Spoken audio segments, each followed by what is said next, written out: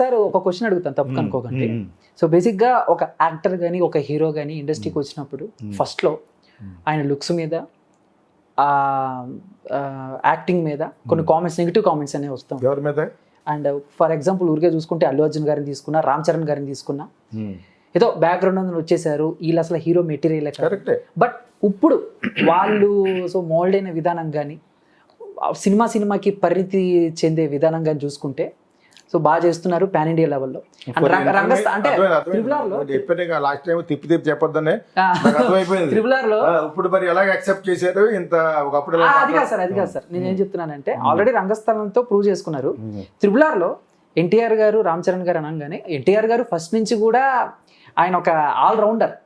So డాన్స్లు వేయాలన్నా, పాటలు పాడాలన్నా, acting చేయాలన్నా, డైలాగులు చెప్పాలన్నా, సో ఇప్పుడున్న స్టార్ హీరోల్లో ఆయన ఆల్రౌండర్ అని అంటారు.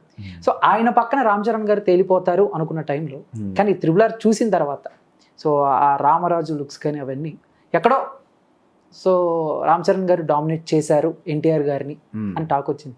సో ఏమంటారు మీరు ఆ రామ్ చరణ్ గారు? అది డైరెక్టర్ యాక్చువల్గా డైరెక్టర్ కాన్సెప్ట్ కదా అని చెప్పి కొన్ని చోట్ల ఇప్పుడు ఇలాగా సుభాష్ గాయ్ గారు తీసేవారు ఒకప్పుడు.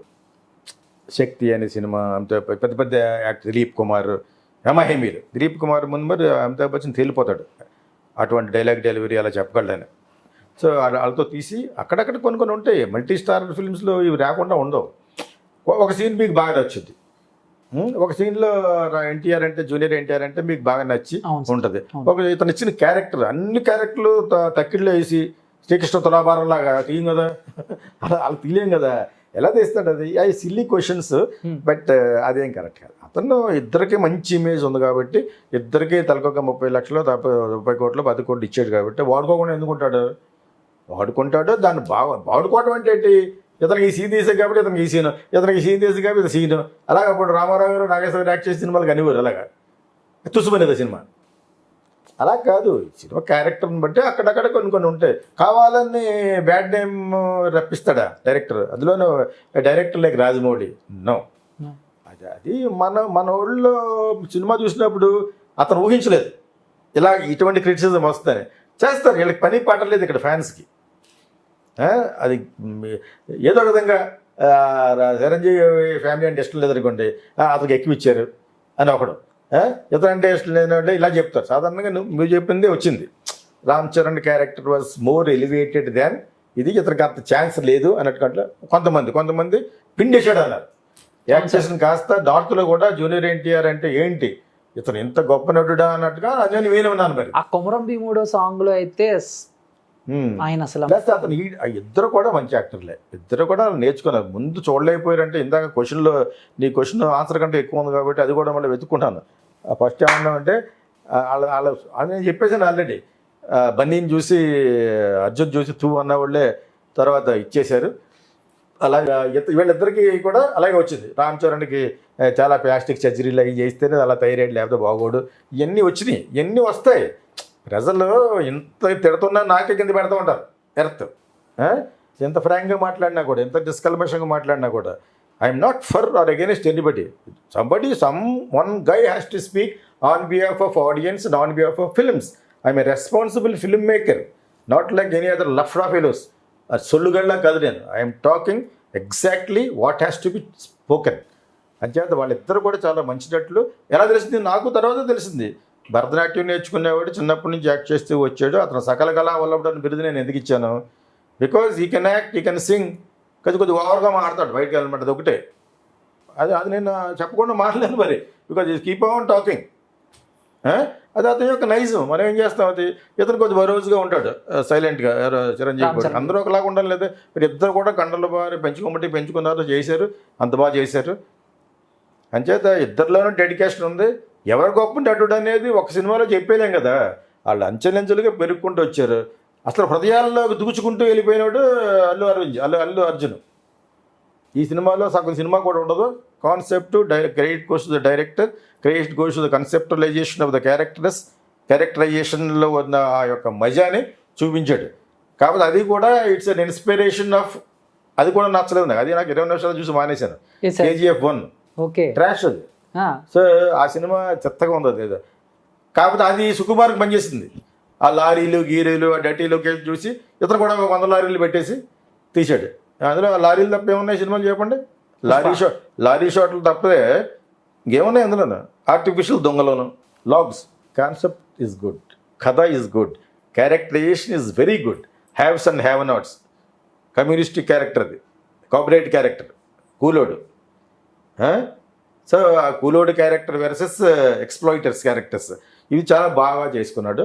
Credit definitely goes to the story and screen play and director, వీళ్ళ ముగ్గురికి. And he has performed it. పెర్ఫార్మర్గా నాట్ బికాజ్ ఆఫ్ చిరంజీవి అని మొన్న కూడా చెప్పాను.